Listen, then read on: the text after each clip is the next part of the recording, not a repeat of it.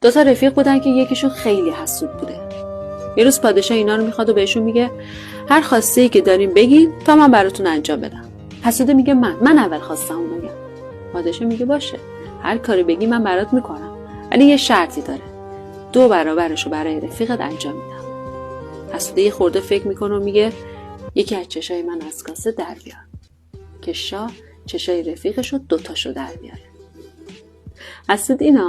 حسود حاضر خودشو نابود کنه که تو نابودتر بشی. اینجاست که میگن هر جا رقیب دیدی رقابت کن، هر جا دشمن دیدی مبارزه کن، ولی هر جا حسود دیدی فرار کن.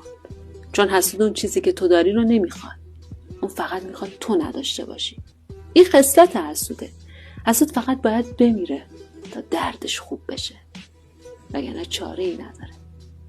میگه نمک خوردن، نمکدان را رو بودن، چه حرفایی که پشت ما سرودن.